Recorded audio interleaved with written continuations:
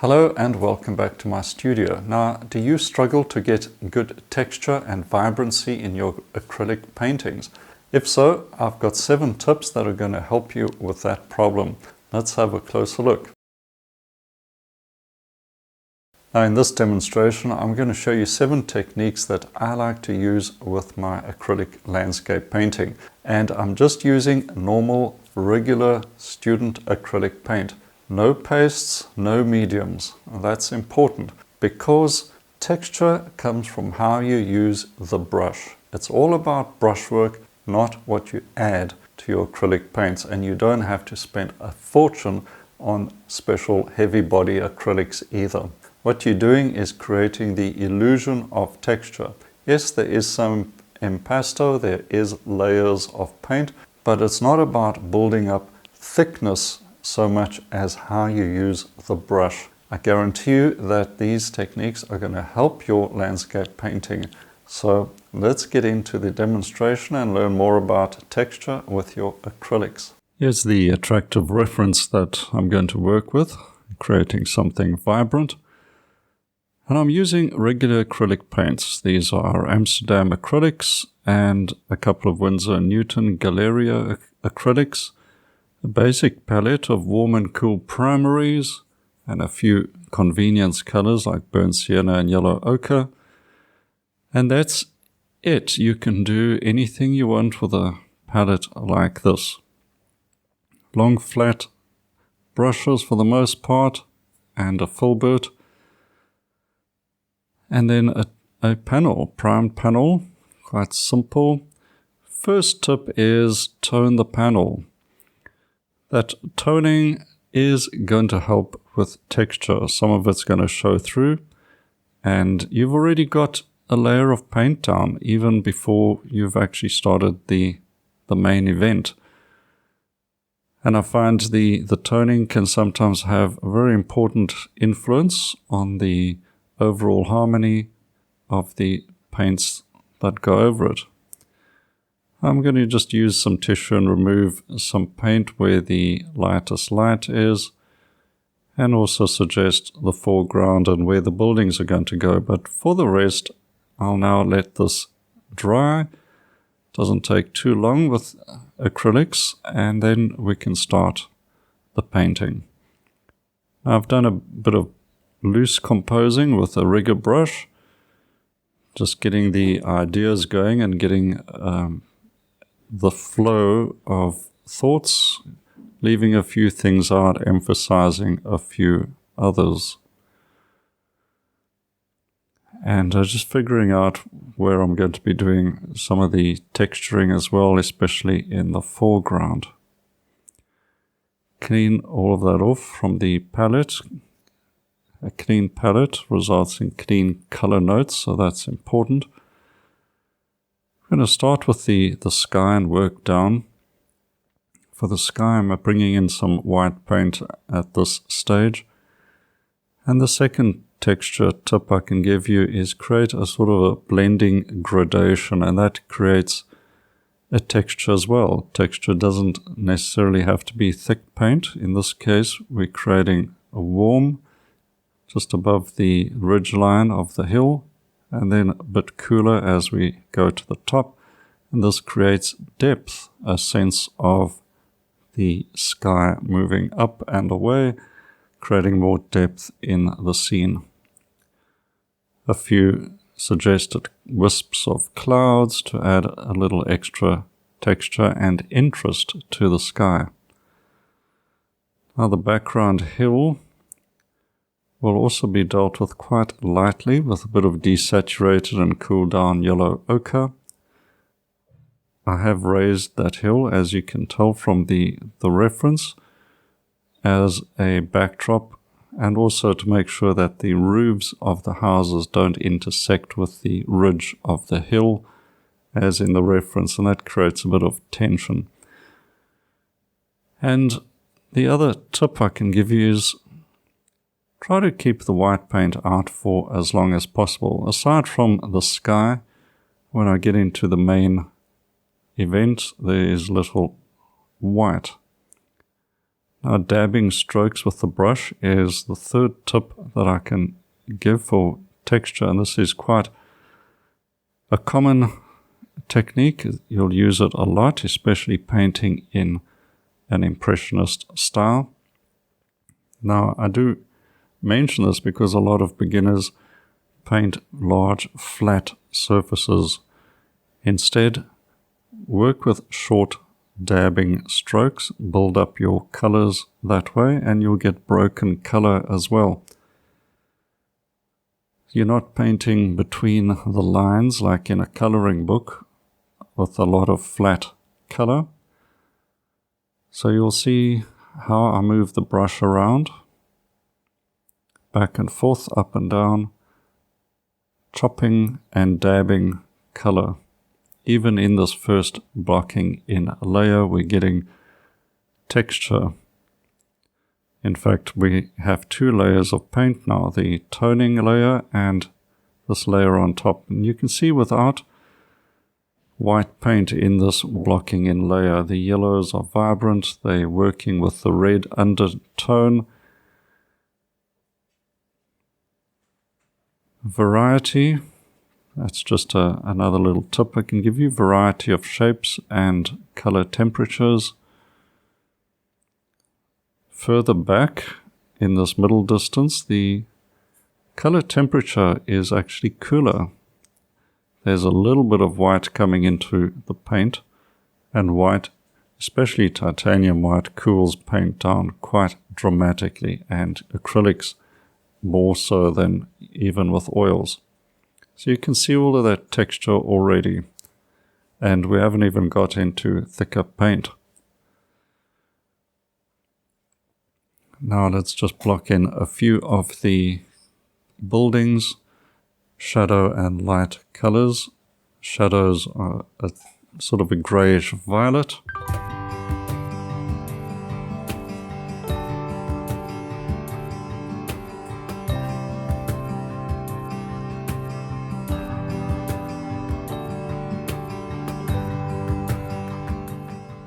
And then the lights, just a desaturated yellow, ochre and white. This also helps to make sure that the buildings do recede a little as well. The orange colors are also desaturated slightly with a bit of white paint. The warmest color will be in the foreground, so just keep that in mind. You don't want to put your warmest colors in the background in a painting like this. That will just reduce the amount of space you create. Continuing with the blocking in.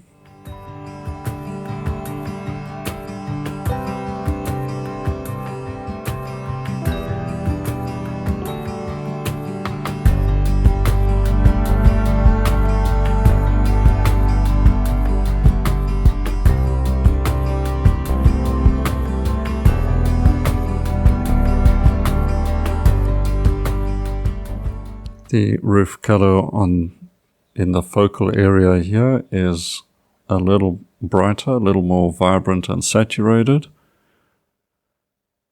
And already we're starting to layer the color now, and that creates texture as well.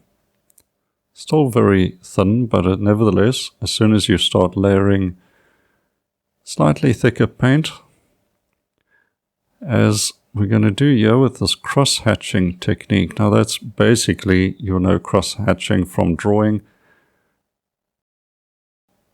overlapping brush strokes, especially verticals and horizontals. As you can see here, creating different shapes, some overlapping with the others, and that creates a lot of texture. Right, so texture is not simply thick paint, but also the perception of things going on because of the broken color effects you create.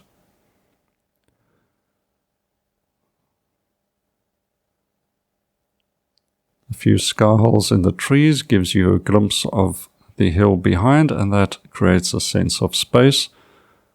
So keep that in mind so nothing is too claustrophobic in your painting. Now we're into the second layer as such and creating thicker paint. Now we start mixing the paint thicker, a bit more white paint in it so it gets a little more opaque. And these impasto strokes. Impasto is very important. That's tip number 6 for texture. And impasto just means a thicker paint, slightly more pasty perhaps, but colorful, warm. For the roof, we generally like to have impasto in areas where there is strong light.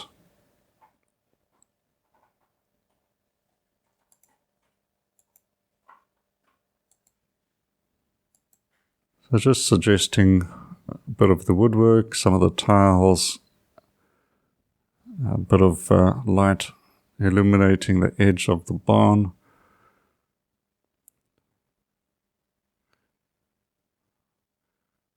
So now this thicker paint goes on and it creates a lot more vibrancy straight away. Adjusting the shadow side for a little more colorful, vibrant and colorful violet colors. Violet and blue shadows will work nicely against all the warm orange and yellow in the painting. So when I add white to make a color more opaque in acrylics, I like to try to add more color into that white so it doesn't end up being too cold, too chalky.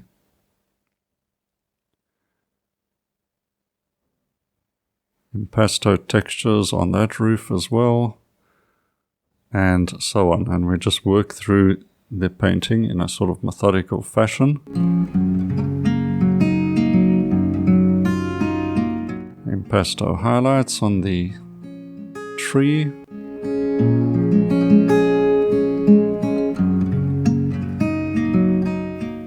It's starting to come together. We'll also get the textures on the big tree on the left.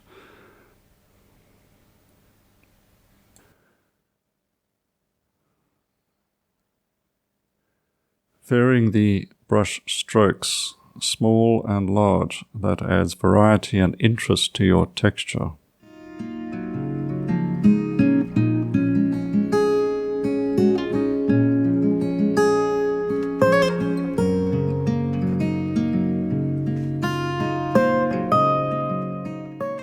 On the light side of the trees, some dappled light coming through with a warm burnt sienna.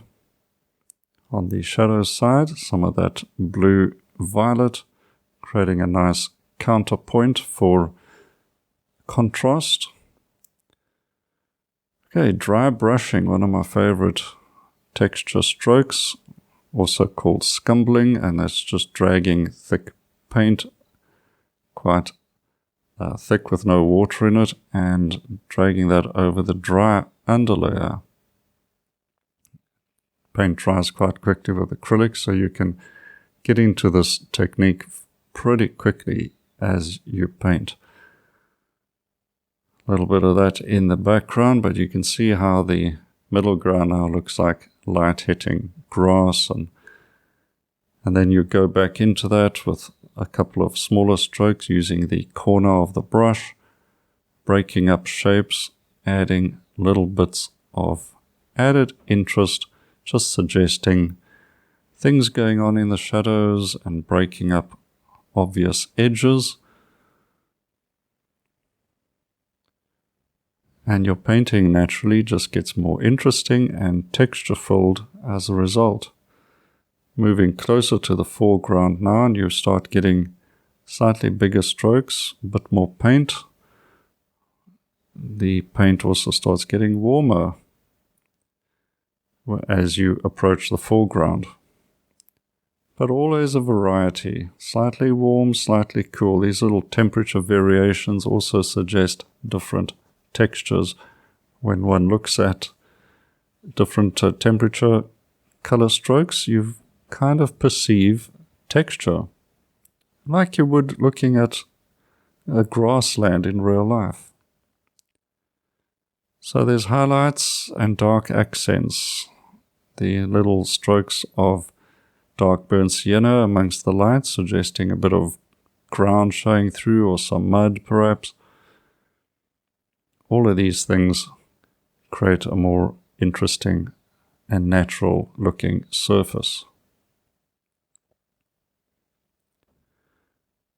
Right, warmer color, bigger strokes in the foreground, and just to watch the variety of brush strokes going down.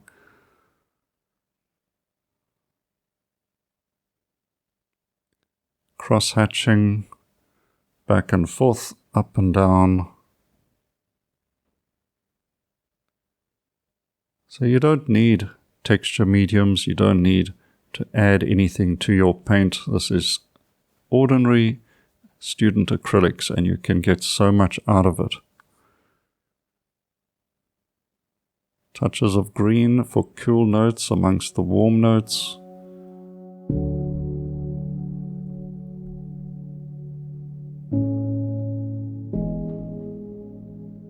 Into the foreground shadow that I'm going to bring in here to give us a sort of a step into the painting.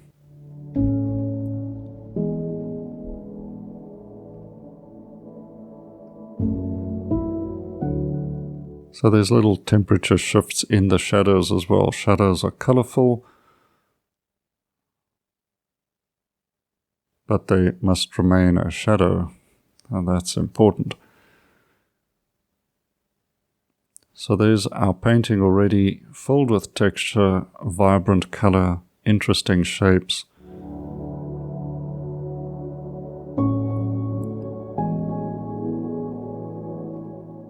And from this point on, you can start adding details. I'm going to add in some fence posts. Here's just a little bit of dappled light. A few little accent notes there of reddish burnt sienna. Fence posts go in. Let's put in a figure as well to just help the focal area stand out a bit. And that will be the painting done. And I think you can agree, it's got texture, it's got strong, vibrant color. Just the sort of thing you want with acrylic paints. Simple, but vibrant and colorful.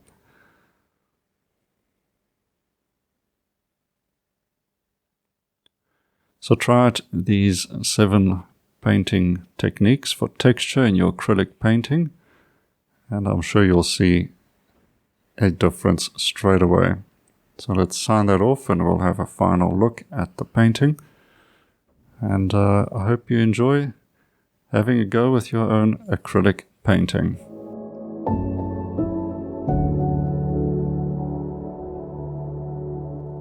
Well, I hope you enjoyed that demonstration and it gave you some useful tips. Give the video a like, share it with your friends. I'm sure it can help others as well.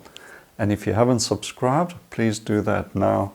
You don't want to miss more videos like this coming up in the future. So have fun with your acrylic painting. And final tip is check out the free course for you up here, or there's a link in the description. Have a look at that and enjoy some free painting lessons with me.